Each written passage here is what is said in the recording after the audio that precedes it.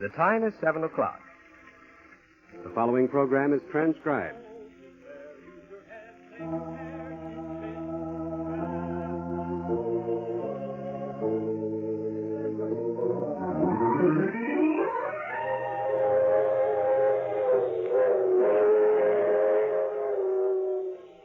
Mutual presents The Mysterious Traveler.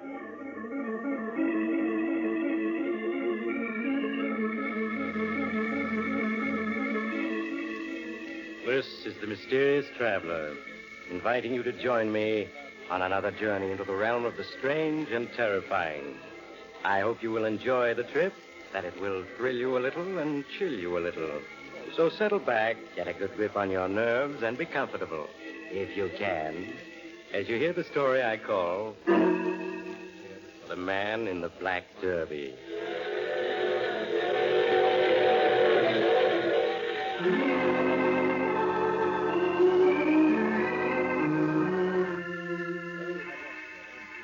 Where are we going?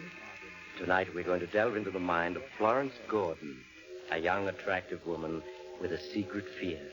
A fear that is buried deep in her subconscious, but of late has more and more frequently crept into her conscious, leaving her pale and trembling. But it's just dusk, and Florence is entering Central Hospital to visit a friend who's a patient. As she walks to the information desk, an uneasy feeling comes over Florence. For a moment, she stops and glances around the lobby of the hospital, as if searching for someone, and yet not sure what this person will look like. As she stares at the people about her, a nurse approaches. Is there anything wrong, miss? No, there's nothing the matter. You seem so nervous, huh? I'd like to see Agnes Deering. Can you tell me the number of her room? Oh, I'm afraid you can't see her. She's very sick. Oh, please, she's an old friend of mine. I've come a long way to see her. May I, please, for just a minute? Well, all right. It's just down the hall and to your right. Room 12. Thank you. As Florence Gordon walked down the hall, she unconsciously glanced back over her shoulder. There was no one following her. But as she reached the end of the hall and turned to her right, she bumped into a tall man wearing a black derby. Oh, I'm sorry I didn't notice you. Is this room 12? Yes, it is. Thank you.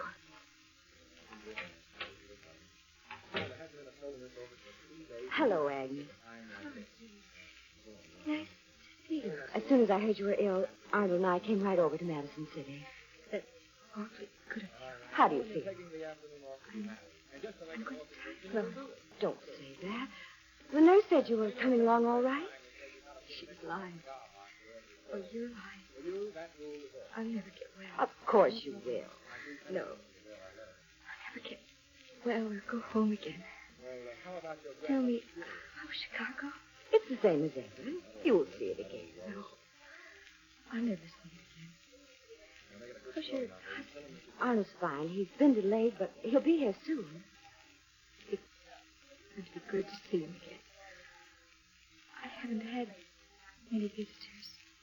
Agnes, that man outside your door, isn't he a visitor? A man outside my door? Yes.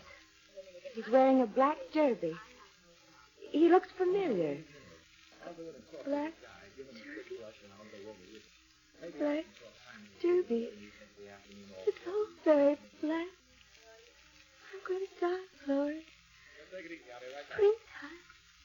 Look at the pretty flowers. They all have black derbies. I'm afraid you'll have to leave now. Yes, nurse. I'll come back later. Bye. Goodbye. Oh, you're still here. Yes, I am. Are you a friend of Agnes's? Yes, I'm a friend. If you'll excuse me, I'll go in to see her now. No, she's delirious. The nurse won't let anyone in now. She'll let me in. That's strange. Where have I seen him before? He frightens me. Such a strange face. Oh, poor Agnes. She looks so thin and pale. It's so terrible she's going to die. What a terrible thing it is to die. My purse. I left it in Agnes's room. I gotta go back. No one's here. Agnes. Agnes.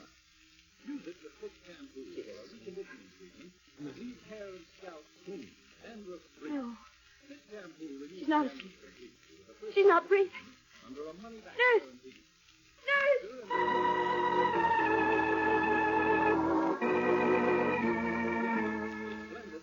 A moment later, in answer to Florence's cries, a nurse came running into the room.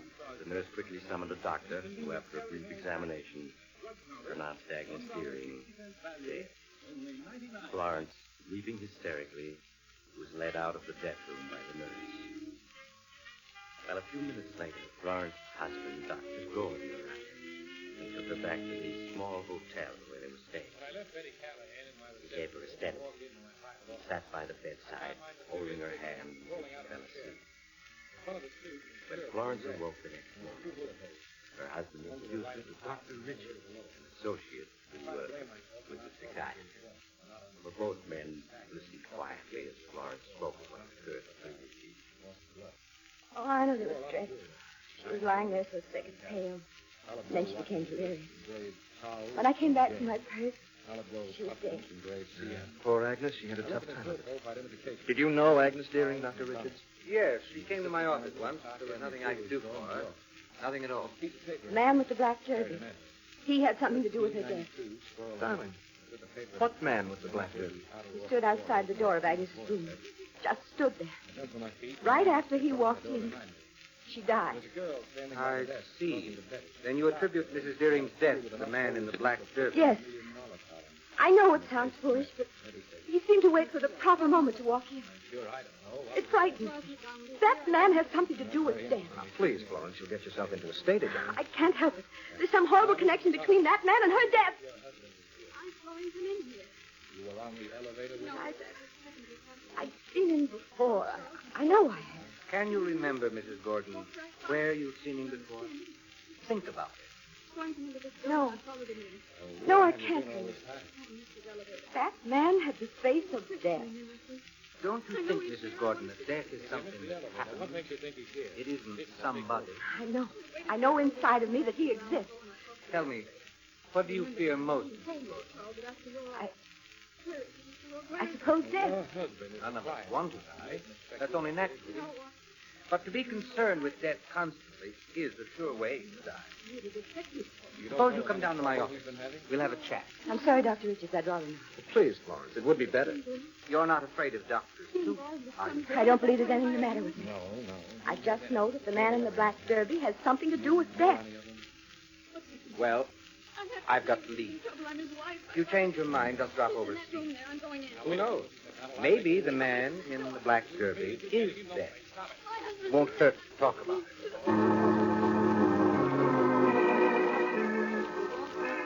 With this last suggestion, Dr. Richards said goodbye to Florence and left. Arnold told his wife he would return in a minute and followed Richards to the hotel corridor. There he questioned Richards anxiously. Well, Doctor, what do you think? This fear your wife has of death, its very intensity shows how deep-rooted it is. She needs treatment. Yes, I felt that all along, but you heard what she said. She absolutely refuses to place herself under your care. Yes, I know. Don't urge her to see me. You'll only antagonize her. I think that in a very short time she'll come to see me for treatment of her own will.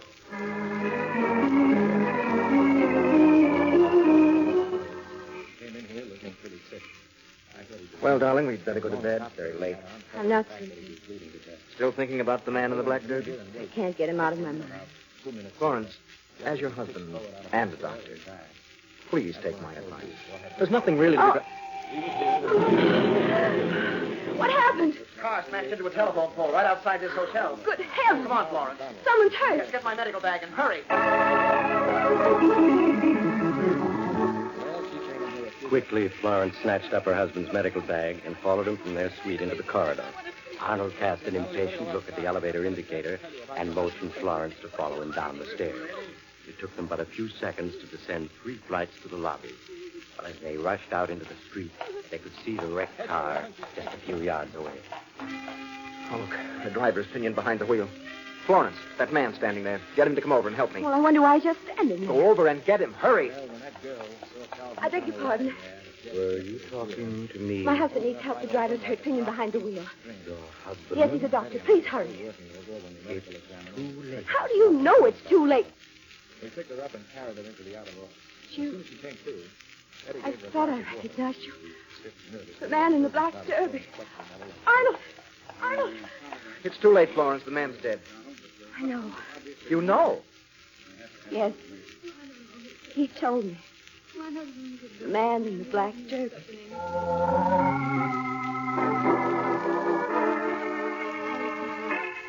For a long moment, Arnold stared at his terror-stricken wife, then took her gently by the arm and led her into the hotel and up to their suite. There he gave Florence a sedative and watched her fall into an uneasy sleep. The next morning, when Florence awoke, she said nothing about the man in the black derby, but all day long she kept looking nervously out the window, and the slightest noises made her jump. As night came, he paced up and down the room, unable to sit still. Arnold, trying not to show his anxiety, spoke to her soothingly. Why don't you sit down, darling, and rest a bit? The mysterious man keeps following me everywhere. Hospitals, accidents. Somewhere in the back of my mind, I've seen him before. I know his face. What if you have? It doesn't mean anything. I'm going to die on him. Now, please, stop talking nonsense. I am on him. Look, darling, why don't you go see Dr. Richards? He can really do you a lot of good. There's nothing he can do for me. Well, how about coming along with me? I've got to drive to Westville on a case. Arnold, your practice isn't here. You're only visiting. Yes, I know, dear, but several of the local doctors have learned that I'm a lung specialist and have asked me to examine some of their patients. Why don't you come with me, Florence? The ride will do you good. I don't feel like going now. All right, if you want to stay here by yourself. No! I'll go with you. Come on, then. Here's your coat.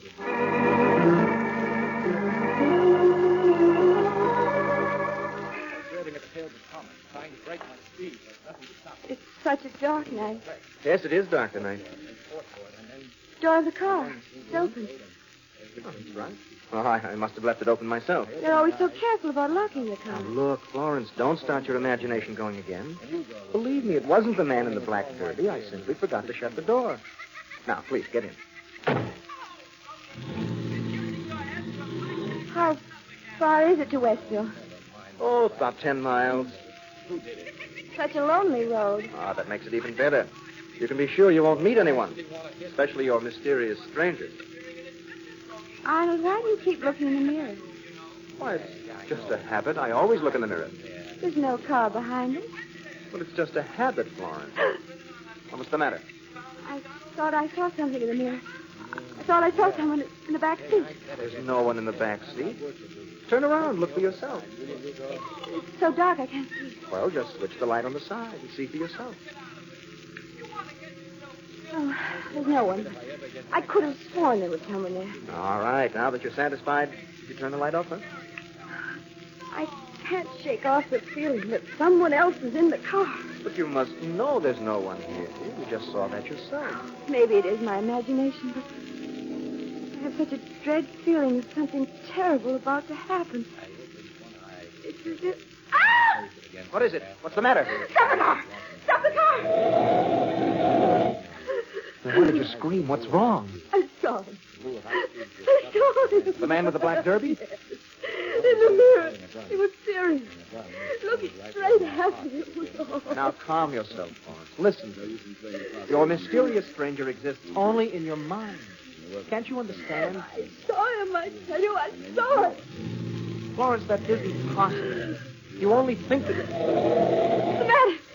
The road. Look. A dead tree across. It's right in front of us. Right around a blind curve. We hadn't stopped when I screamed. We would have been killed. I don't understand. I can't figure it out. I understand. It was meant for me.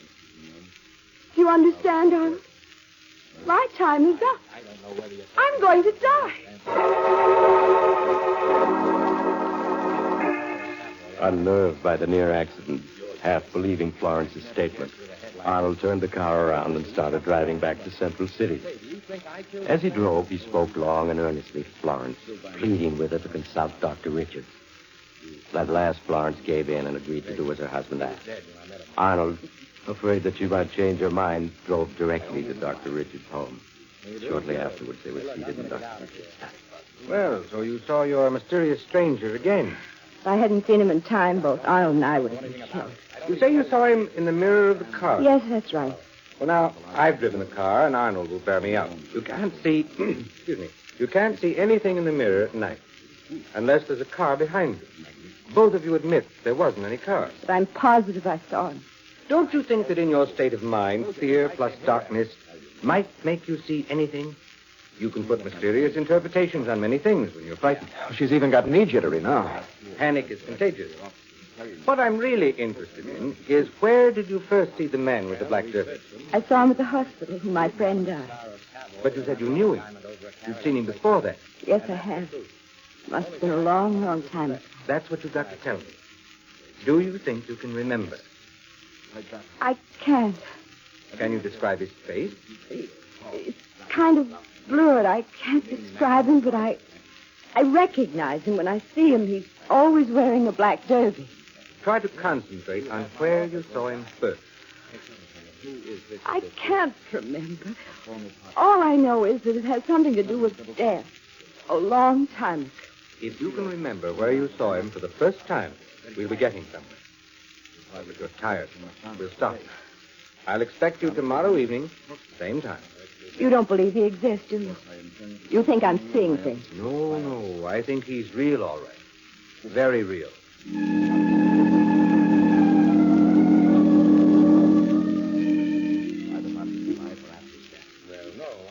Well, how did Dr. Richards and you get along tonight? Not very well. Talked to me a long time, but I still couldn't remember anything. Well, it takes time. You've got to keep going to it. I'm not going to see him anymore. It's no use. Oh, please, darling, don't cry. I'm going to die. I'm afraid. I'm so afraid. Now, you must stop thinking about it. Florence, I'll tell you what we'll do. Let's go to the carnival, huh? They set one up right outside the town. It's been years since we've been to one. I want to stay right here. Please. As a favor to me. Will you? All right. Oh, that's good. If the man in the black derby follows you tonight, I swear I'll punch him right in the nose.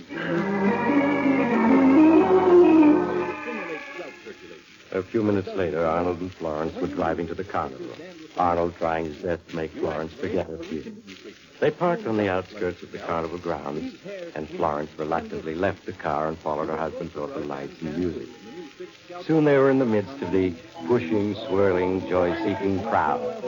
But the noise and excitement and color had no effect on Florence. She only stared at everything through unseeing eyes. Oh, it's like the old days, isn't it? Yes, like the old days. Please, darling, it's pointless to keep looking behind you. There's no one but all these people who are trying to have a good time. I can't help it. Well, just hold on a minute. Arnold, this is different. Come on, folks, get the thrill of your life. The biggest Ferris wheel in all of Wayne County. See the lights of Central City below you for 25 cents. Only $0.25. Safe, exciting, thrilling, only 25 cents. Step right up, get your ticket. Look, here's the Ferris wheel. How would you like to go up in it? No, I don't think I Oh, will. come on. I'll get some tickets. Two, please. Yes, sir, two it is. On next. It'll be a lot of fun. Are you sure it's safe? Well, of course it is. Here, we'll take this compartment. Come on. No, I'm not going. Why, what's the matter now? Go away from here.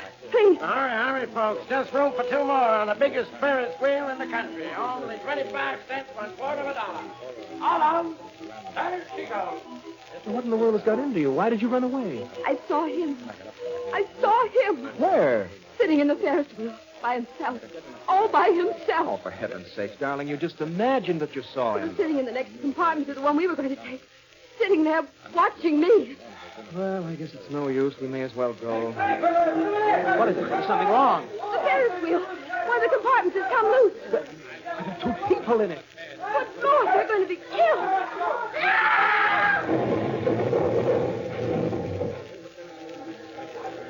He killed him.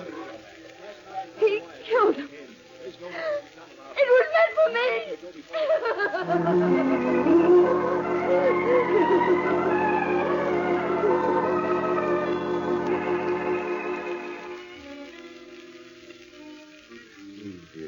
mustn't let your imagination become your master. You mustn't. Must be something like this. I'm being punished. You've done nothing evil. And you're not being punished. Sooner or later, he'll catch up to me. Darling, look, I've got to go on an emergency call to the hospital. Do you want to ride with me? Why do you have to go? Well, this is an emergency operation. They need a lung specialist, and I'm the only one in town. I have to go. I won't get into the car again. I won't be long. You're not going to leave me alone. I'm afraid I'll have to. I won't stay here alone. All right, that's how you feel. Patient may die because I wasn't able to get... Well, be right back. The minute I'm through. I'll keep calling you on the phone. Keep the door bolted and don't be afraid. After all, you're in a hotel. You can get help in a minute. Please hurry right back. Please. I'll be back as fast as I can make it. Goodbye.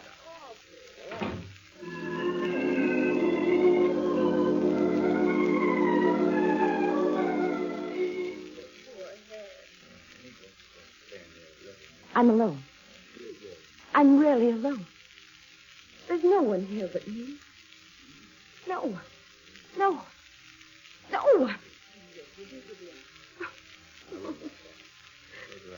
Oh, I can't carry on like this. I can't. 5 after 5 after 8. I'll let the 10. Whatever you call it. No idea how much. 6 after 8. A couple of more. 6 after 8. There's no one here. No one. No one. Closet. There's someone in the closet. Oh. Nothing. Only 7 after. I didn't call. Should be back by now. Maybe something happened to him instead of me. No. Me, the man in the black derby dress. Oh, I'm used to feeling like this. 8 after. Oh. Hello? Hello? Hello, darling. Are you all right? Oh, yes, Arnold. Yes, I'm all right. No, that's fine. No visitors. No, Arnold. No one's come yet. Yes. No one's going to come except me. I'll be over in a few minutes. I'm only a few blocks away. Hello? Hello? Florence? He's here. He's here. He's come. Florence? Florence? Hello? Hello? Florence, I'll be right over. No. Now, don't come near me, please. Come this way. We haven't any time. I won't go with you. I won't. You must. There's no time. You've got to come. Leave me alone, please. Please, leave me You alone. can't go through the door. The hotel is afire. There's another way. Come along. Help! Help! You can't go through the window. It's 3 stories down. Get away from me. If you won't come, I'll have to force you. No, I'm going to jump. There is no time to waste. I'll have You'll to. never get me. There she is. She jumped up off the tree. Hold on, Florence. Hold on. No, no. Don't let go. Don't. Oh, she jumped. All right, stand back, all of you. Florence. Florence, it's me. Arnold. Don't let him come near me. Don't let him. Oh. Can someone call an ambulance? And hurry.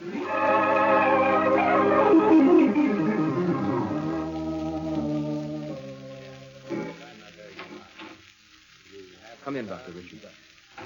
How is Internal injuries. Her condition is fair. She's been delirious. No. Your mother, don't go with him. He's the man that's following me.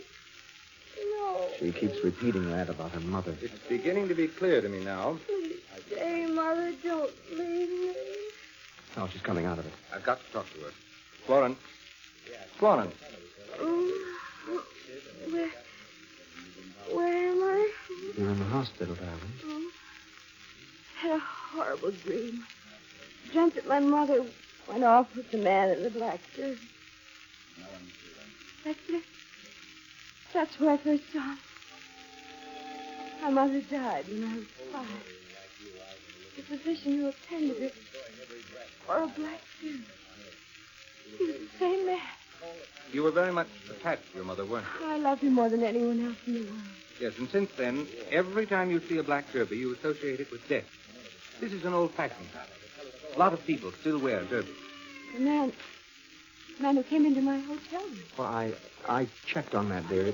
He was the assistant manager of the hotel. He opened your door with a pass key to see if everyone was out of their room because of the fire. Then he wasn't dead. You really think it's just an association? Of course it is. This sort of phobia is quite common. Now, you go back to sleep. You'll never be bothered by the man in the black derby again. I believe. It's so wonderful to be alive. I'm so glad. She's fallen asleep again. You made up the story of the assistant manager, didn't you? Yes, I did, Dr. Richards. Good. A lie is sometimes necessary.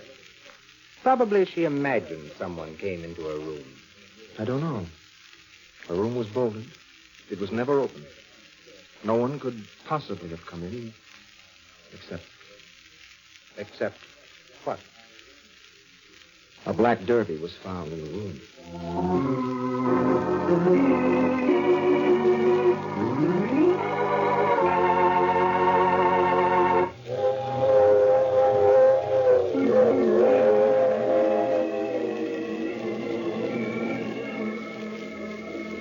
This is the mysterious traveler again. How did you enjoy our trip? Very strange about that black derby that was found in Florence's room, isn't it? Perhaps Florence ought to place an advertisement in the lost and found column. But on the other hand, that mightn't be such a good idea. The owner of the hat might not only call for the hat, but the person who found it as well. Now, I recall another young lady who was unfortunate enough to... Oh, you have to get off here. I'm sorry. But I'm sure we'll meet again. I take this same train every week at this same time.